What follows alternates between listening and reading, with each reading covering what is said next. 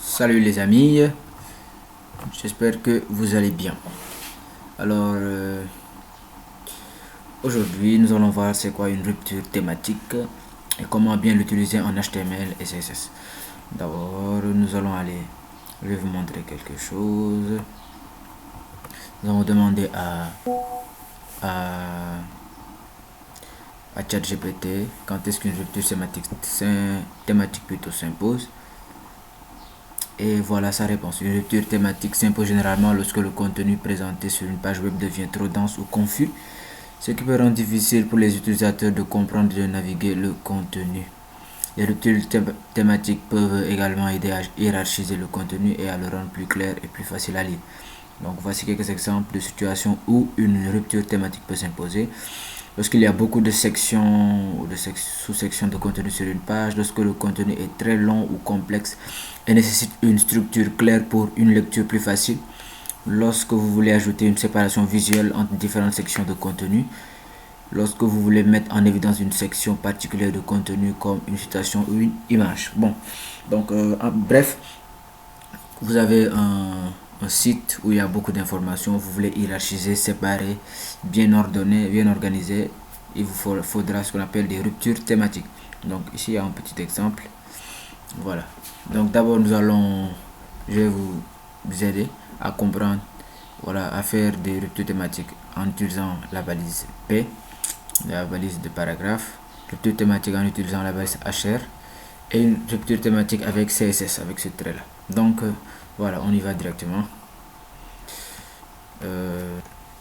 Alors je viens de créer un fichier qui se nomme rupture thématique avec HTML et CSS. Et dans ce fichier, je vais créer un dossier plutôt. Et dans ce dossier, je vais créer deux autres dossiers HTML. Bon, on va dire rupture thématique.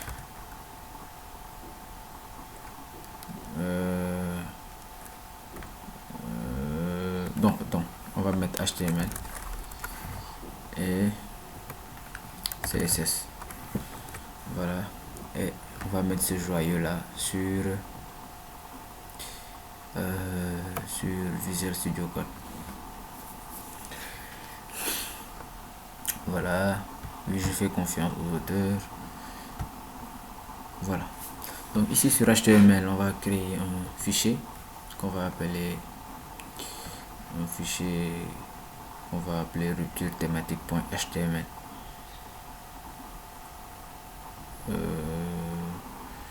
Qu'est-ce qui se passe?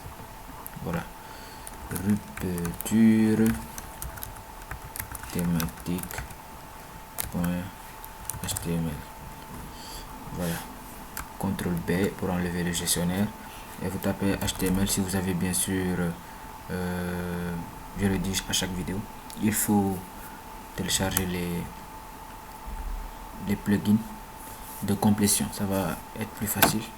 Donc HTML 2.5, ça va générer le code de base. Ici je mets du français et voilà. Ici je vais mettre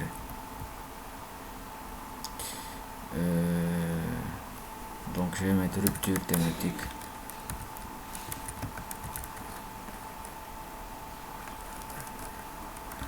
Rupture thématique.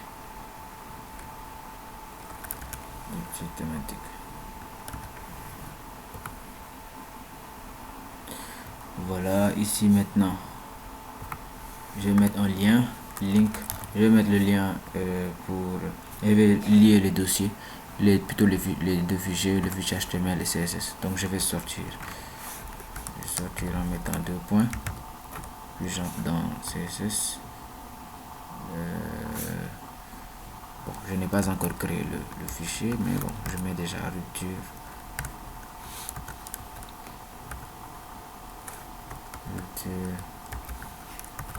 thématique.css.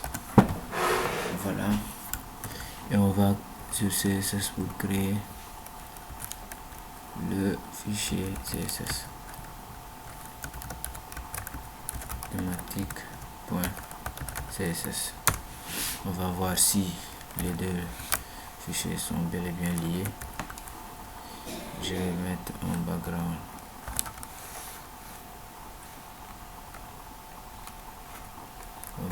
color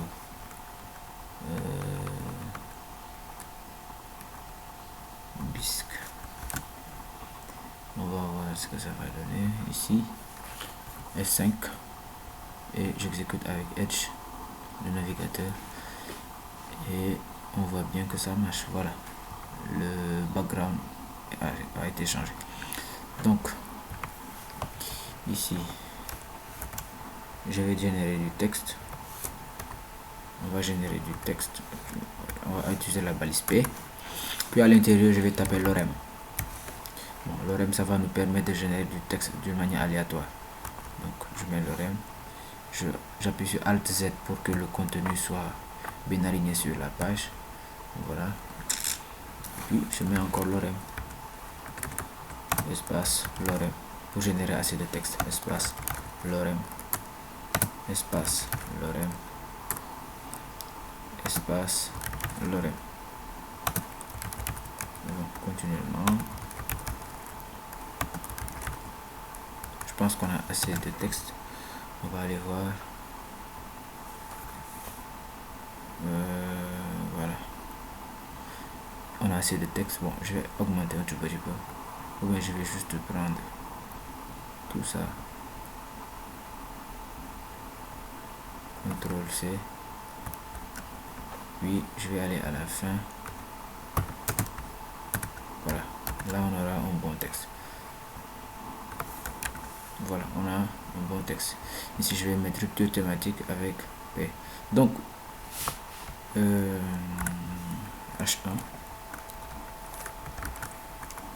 je vais mettre rupture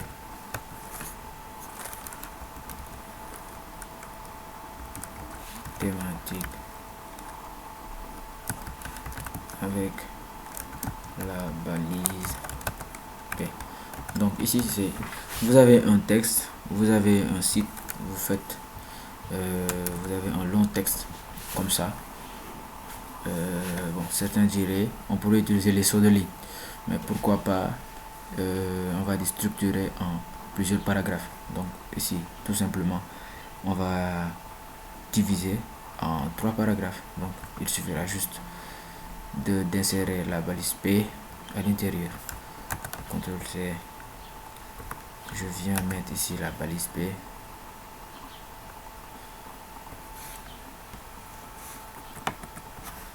Ici jusqu'ici.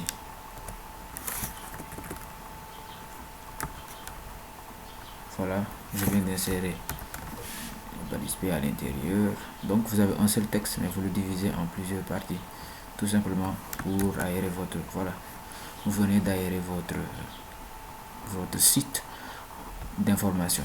Donc là c'est bien, je pense qu'il n'y a rien de difficile. Vous pouvez maintenant utiliser, donc je vais prendre tout ça, on va prendre tout ça là, H1 jusqu'en bas, donc bon, jusqu'à P ici, CTRL C, on va sauter et on va coller. Donc ici on va faire rupture thématique avec la balise HR. Donc vous enlevez les deux P là qu'on avait mis, le P d'ici et le P, il est où? Là on avait mis des balises P pour structurer le texte. Donc on enlève le P là, on va voir, on enlève le P là aussi.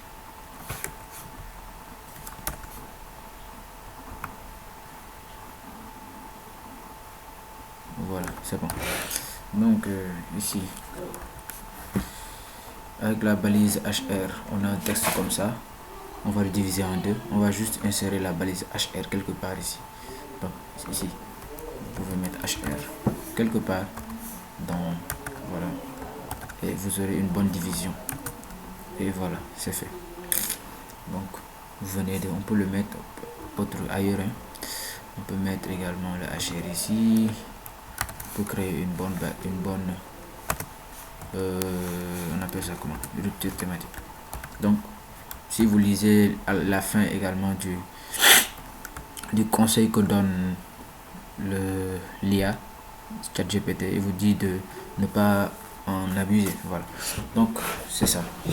Maintenant avec CSS, ça donne quoi? Donc avec CSS, donc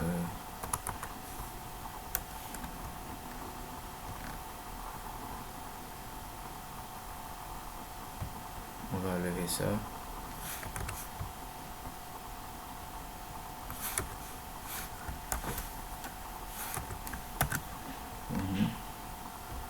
De thématique avec CSS.